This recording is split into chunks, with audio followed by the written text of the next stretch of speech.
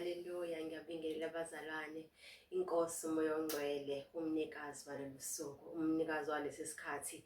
Egameni elihle lenkosi yethu uJesu, ngiyabingelela bonke abazalwane balesi sikhathi, balolu hambo lwe-Christian culture.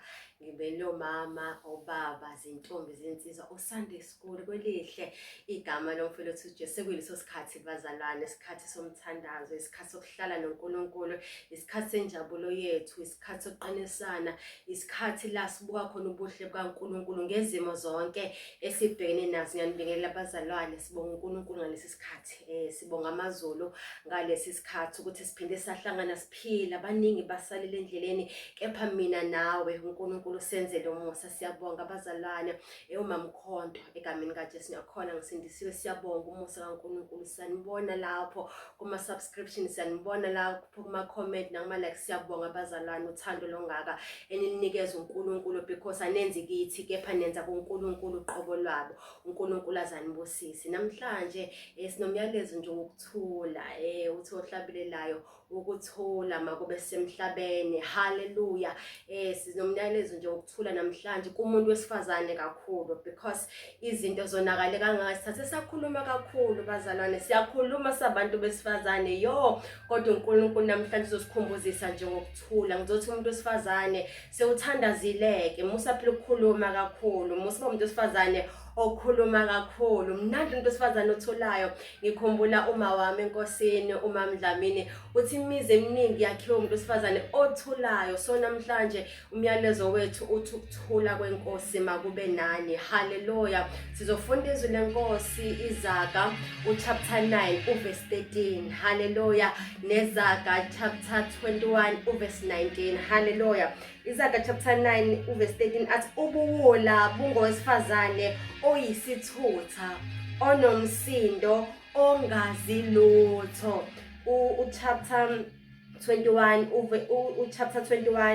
verse 19 athi kungcono ukuhlala ezweni lasehlane kunokuhlala nowesifazane oxabanayo nothethayo. Haleluya. Ngizosho njalo nje, ngizothi ukuthula kukaNkulunkulu makube kithi egameni likaJesu. Umlomo wethu webazalwane ake siwusebenzisele ukwakha, imlomo yethu ake siyisebenzisele ukubuild izinto ezinhle. Amagama esiwashoyo awakhande. uNkulunkulu mefika emhlabeni fica kuwudwa, kodwa ngamazwi akhe, ngomlomo wakhe wadala. Lithi zikaNkulunkulu, uNkulunkulu wathi kwaba khona okuhle. Ngezwi uNkulunkulu wadala okuhle kodwa. Nami ngizosho njalo kubantu besifazane, ngizothi ngamagama ethu, ngemlomo yethu ake sidale izinto ezinhle, ake sikhulume izinto ezinhle, ake ngaveli ukuwula kumuntu wesifazane ngamagama awashilo. Ake singadestroy abantu bakaNkulunkulu ngezinto esizishoyo. Webazalwane, amagama has the power to build, amagama has the power to destroy. Amagama bazalwane last forever. Amagama, sihambe emhlabathini odalwe ngamagama kaNkulunkulu, sidala izinto, sibona izinto ezidaliwe ngoba uNkulunkulu wakhuluma kwabakhona. So okukhulumayo nokushoyo, be very wise ukuthi uthini. Lithi zikaNkulunkulu ubuwula bungowesifazane oyisithutha, onomsindo, okhulumela safuthi, obheka ngala uyakhuluma, obheka ngala uyakhuluma, and ukhuluma amagama ahlasimulisa umzimba, ukhuluma amagama abuhlungu, ukhuluma amagama engathi ungabe ubheka le noma eshona manje ukhumbula amagama akho vemani ungamkhohlwa, ungamcabangi ngisho ebuzo. Amagama bazalwane anamandla ukuthi uthi usuhambile emhlabeni asale amagama akho. Uma ngabe uIsaac ezohamba emhlabeni ubiza indodana yakhe endala uEsau, uthi woza la ngizokubusisa, wayengeza ukumbusisa emtsheni ukuthi nanti ifa lakho 1 2 3, kodwa amagama kwakufanele washo phezulu kwempilo yakhe ngenhlahla noma ngesho wawasho empilweni kaJakobe. Kodwa uyakhala uEsau indodana yakhe uthi baba wasekhona amagama ongawasho kumina, because amagama has the power to build. Wayekhalela into angayisho nje ubaba wakhe azobambelela ukuthi ubaba wathi, ubaba wakhuluma amagama athi mina. So abantu besifazane ukuthi ake ngiqaphele ukuthi ngithini namhlanje. Awuqaphele ukuthi as from now awuqaphele uthini komunye umuntu, indlela osho ngayo. kunendlela whereby mhlawumbe uzosho amagama abezoba buhlungu kodwa ngetone okhulume ngayo lo muntu agcine se-understand ukuthi ubuqonda ukuthi akube nendlela yokukhuluma nabanye abantu. Amagama have the power to heal, amagama has the power to destroy. Kunabantu abavuke ekufeni ngenxa yamagama abawazile bathi mabekhumbula intshumayelo kaSibanibani, bakhumbula intshumayelo, bakhumbule enhlizweni zabo, kwavuka into ukuthi mina nginamandla, kwavuka into ukuthi mission kaNkulunkulu iseyinde. Safuneke ngihamba. Amagama has the power to heal and amagama has the power to destroy. uDelilah akasebenzisanga amagama inteni wakhuluma thawu kodwa Samson ngitshela impilo yakhe ukuthi she used the power of words. Amagama anamandla to destroy. Umuntu wesifazane unamandla ngokukhuluma nje uSamson enamandla destroya abantu ngomhlathi wempongolo kodwa wahlulwa amagama. Uyabona ukuthi amagama powerful kangana. So guard your mouth ukuthi uthini komunye umuntu. Uthi uSolomon la ku chapter 19 verse 21 asikungcono ukuhlala ezweni lasehlane kunokuhlala nowesifazane othethayo nonomsindo. Kubhlungu ukuhlala nowesifazane njalo uyakhuluma and into ayikhulumayo ayehli kahle, nento ayikhulumayo ayenzi nanesense kuwena. You going through a lot. Uma ngabe uyafika ekhaya emzini wakho uthi uzothola ukuthula, ufika amagama omuntu wesifazane ekusho and lelo khaya vela libi nokuthula, lelo khaya libi nepeace. Ingakho phela uthola ukuthi abayeni bethu bagcina sebethola izancinza. Why? Sikhulumela safuthi, siphethe igama lokuthi mina ngishadile, mina ngumfazi la ekhaya, ngikhulumele safuthi ngize ngeqise. Uma ngabe uyafika ngale uDelilah ambeke emathangeni akhulume nje amagama amnandi, egcine sekhohlwa yimini mangabe uyabuya la ethi wena soke leso sicefe sesizokhuluma ukuthi nokuthi. So bazana, even kubantwana bethu, let us be careful ukuthi sithini kubona, because eSouth Africa kunento ekuthiwa i-mother language. Uthini ulimi lukamama luthini kumntwana. Abantwana bethu asibakhuliseli thina kodwa sibakhulisela isizwe, sibakhulisela ama-professions abazoba kuwo. Uma ngabe safunda e-university i-language yakhe ayikhombisa ukuthi uzalwe ekhaya elinjani, uzalwe umuntu wesifazane onjani. Ingane ezikhuluma kabi, ezinenhlamba, ezikhuluma roughly, it's because of the mother language. Utheni wena mama kuyena? Umkhuze wathini esebhedile ekhulumile wayithuka inhlamba ngoba mhlawumbe uyayithola ukuthi uzoyithuka ethathe emgwaqeni. Uma sefika ekhaya seyisho lento wena uzombumba umthini. Umuntu wesifazane obuilde abantu emhlabeni. Ingakho uNkulunkulu ethembe isibeletho somuntu wesifazane ukuthi umuntu wesifazane ngathi mncelise umntwana wakho uyakhuluma ukuphila phezulu kwempilo, usamncelisa khuluma ukuphila phezulu kwempilo yakhe. Awukwazi ingane yakho uma ngabe isakhula laphana uthi hayi lokho kuzoba isifetshana lokho, awukwazi ukusho njalo. Amagama has the power. Amagama washoyo ayaplanta, ayadala ikusasa lengane yakho. Uthini kumntanakho, uthini kumyeni wakho, uthini ebandleni okhonza kulona, emphakathini ophila kuwo. Waziwa ngani? Waziwa ukuthi ukhuluma ini? Udlulile nje so yona kumama umkhondo, siyazi ukuthi usezokhuluma something meaningful, usezokhuluma noma something meaningless. Wewe umekaqhamuka nje hayi ke sesizokhube. Ibazalwane rather be silent then ukhuluma into ezodistroy omunye umuntu. Amanye amagama sihambe nawo kuze kube manje. Sisathi masiwacabanga lawo magama ngithi nje ngiyasaba ngisho ukusondela kulo muntu okhuluma amagama abulala inhliziyo. Amagama ayimbewu to the heart. Amagama angena endlebeni, ehlele enhlizweni, ahlale, and you conceive amagama akho. Amagama washilo umuntu okwazi ukuthi nazo akhohle lawo magama. So be very careful ukuthi uthini umuntu.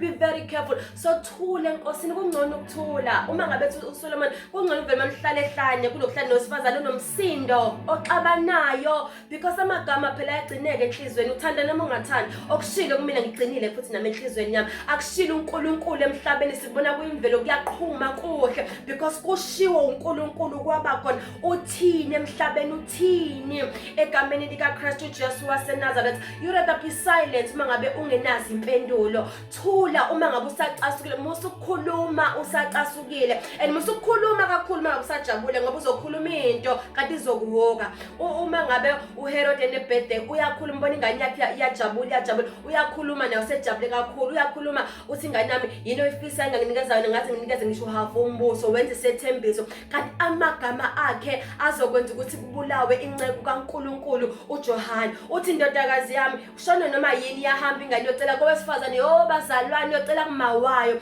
uthi ma yini engayicela kubaba njengengane and ingane iya kumawayo innocently. Umawayo wathamba ucela ikhanda likaJohane, cabanga into ebuhlungu kangaka, cabanga into epainful kangaka, and ingane iya innocently kubabayo nathi impendulo baba ngicela ikhanda likaJohane.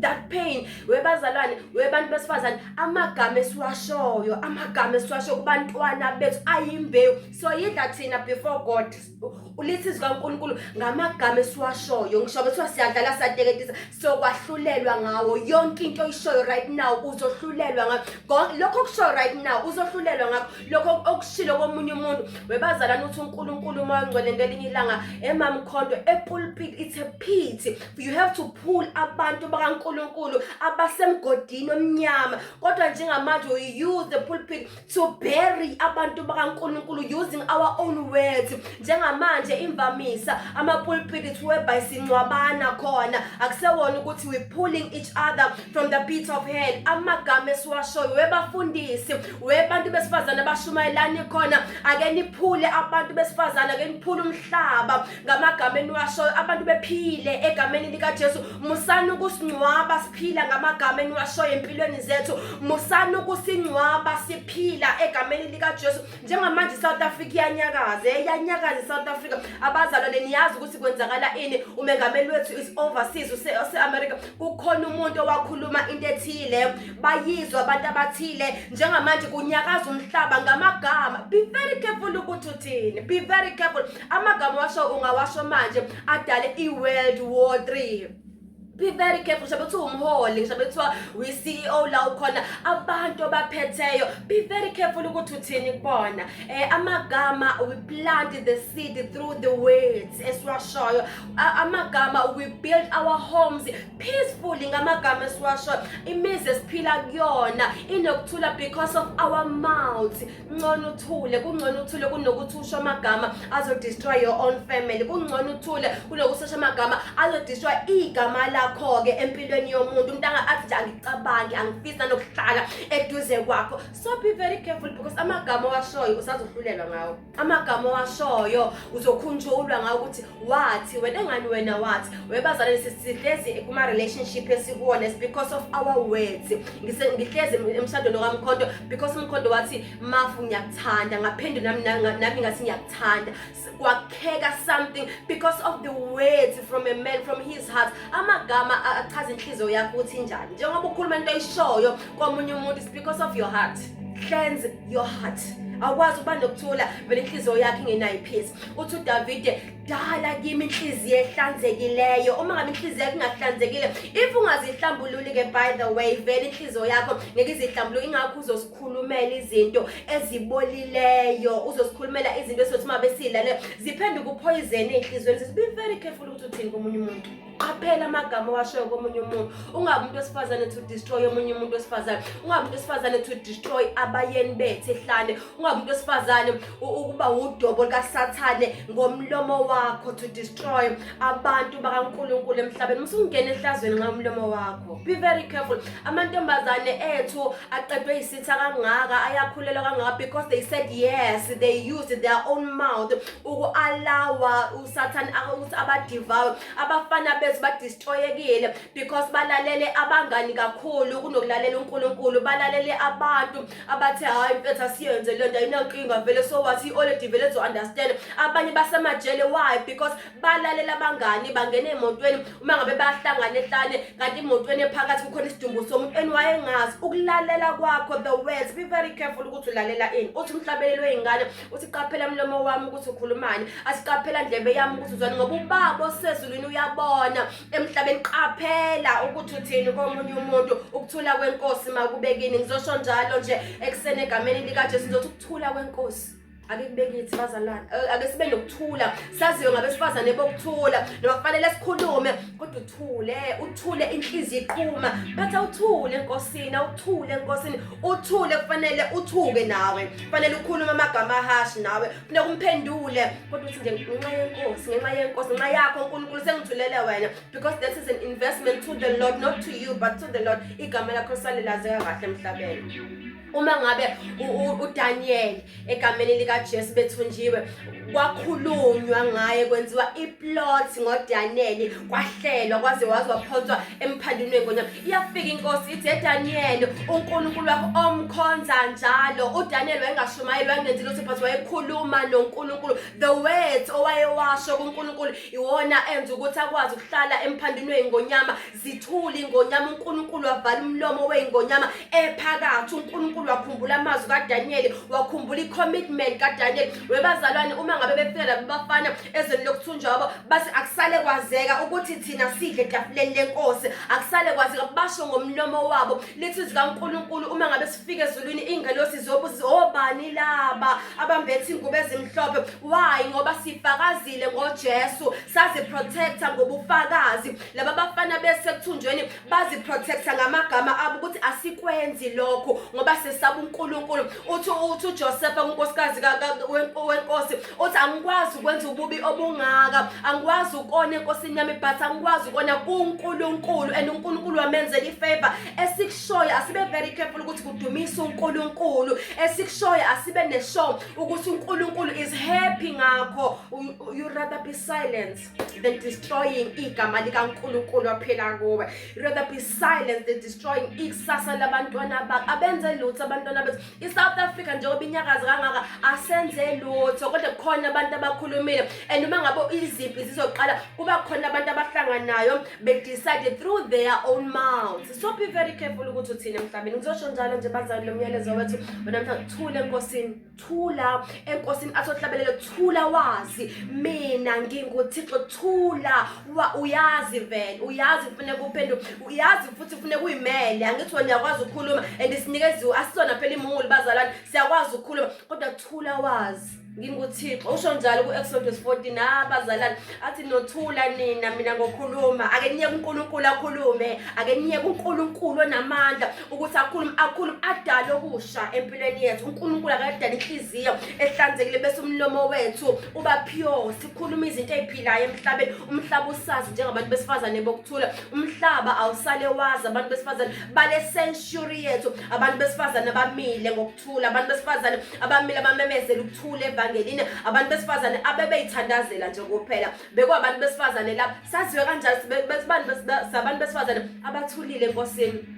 Kuthi kufanele uphendule, kuthi kufanele nawe ukhulume, udefende ngomlomo wakho bese ukhumbuza yo thula wazi nginguThixo. Wena uNkulunkulu hamba ukhuluma kuseyona ke yami le, angisayingeni ke mina le. Usho njalo phela uEsther uthi ake nithandaze nami namantombazana ami sizothandaza. Ababalwanga abazalwane wangena enkosini wathi yenkosi njengamanje kuplaniwe ukuthi mina nesizwe sakithi sibulawe. Kwakukhuluma umuntu wesifazane akabanga nomsindo. Wayengasho nje baphile sebukhosini ukuthi hey wemnyeni wami ukuthi nokuthi lo ohlezi naye etafuleni ufuna ukusenza ukuthi kodwa weza ngoNkulunkulu wayithoba wathi njengamanje kuzobulawa abantu bakithi. The way you speak defines ikusasa lesizwe sakho. The way you speak, the way your words that you saying akubantu bakaNkulunkulu nakwi-leadership kokhuluma nayo adefine ikusasa lakho negama lakhe. Ngabasazi ngoEsther bazalwane, ngabasazi ngoHana wathi mangabethandaza uma ngabe ethu umpriest kaNkulunkulu yodakayo wani akuze kubeni bathi hayi umuntu kaNkulunkulu angidakiwe ngithulule inhliziyo yami kuNkulunkulu. Kunezikhathi webhayi angafune ngempela ukukhuluma, angafanele ukhulume, kufanele ukhulume but uthule ukhale kuNkulunkulu. Salisokhala kuNkulunkulu noma kuthokoloza onakho konke yebazalwane siyathokoloza ko Facebook. Ibandla liyathuka ko Facebook thola uJesu wena akanalutho akanenze lutho but thina kufanele siphendule such comments okwethu ukuthula sazi ukuthi hey liyabuya iwundu lethu, uyabuya umnyeni wethu. Kufanele asilinde asifice si-right. Uthi uzolanda umakoti ongenasisihla ongenambimbi. So kufanele sibe neshow ukuthi ulimi lwethu alisonisi ngoba ulimi lwethu lithi zikaNkulunkulu. Ulimi luyisithi esincane but lokhela isihogo. Umphakathi ophila kuwo ungavuka impi ngenxa yolimi lomuntu wesifazane. So bazalwane ngizosho njalo ukuthi yemfazi thula phambi kaNkulunkulu uzondleke ngokholeka egameni likaKristu Jesu waseNazaretha. Amagama akho asebenzisele to build not to destroy. Amagama akho asebenzisele to heal omunye umuntu, hayi uyohlakaza imindeni yabantu, hamba uyobhilda imindeni yabantu, ungahamba uhlakaza imindeni yabantu. Hamba ukwakha amantombazane, ungahamba uhlakaza amantombazane. Hamba ukwakha amantombazane esizowashiya emhlabeni. Hamba ukwakha abafana esizobashiya emhlabeni beqaphelisisa ukukhuluma kwabo, bezinsizwa bese mangabe behlangene bengahlanganeli ukuthi bafuna ukudestroya amantombazanyana ethu, kodwa behlanganele into eyodwa nje ukuthi siphuma kanjani kwi-poverty, siphuma kanjani kuthina emakhaya kithi abuilde kwakheka abantu abazoshiya amagama ayoma inguna phakathi. The Bible is the word of God esohlulelwa ngayo. It is the word of God esokwahlula amazwi lawa ukudla ukuphila kwethu lokhu esokwahlulelwa ngakho. So nathi uNkulunkulu osahlulela ngalezi izinto esizishiyo sibuilde ini emhlabeni ngamagama ethu. Kunenkampani enkulu wayo, kunomuntu nje wayicabangela wasesiyakhuluma wasesekuyenze plant into ephilayo, planta into ephilayo egameni kaKristu Jesu. Asikhuleke bazalwane, uthembekile uNkulunkulu wethu umuhle. Nkosi yokuthula, uJehova Shalom, Jehova Nisi, Jehova Mekades, Jehova Tzeduken, Jehova El Gibo. Simnikeza udumo uNkulunkulu wethu ongcwele. Nkosi yokuthula, sipho ukuthula kwenhliziyo, usipho ukuthula into our souls. uNkulunkulu wethu ongcwele, sikwethembile ekseni, sikwethembile edwala lensindiso yethu, sikwethembe kungasakhulumeki, sikwethembe ngenyembezi zethu ukuthi uyazifunda wena. Ungumafunga ngajiki, uNkulunkulu ofohla njengofohla kwamanzi amaningi. Sipho ukuthula emhlabeni, sipho ukuthula.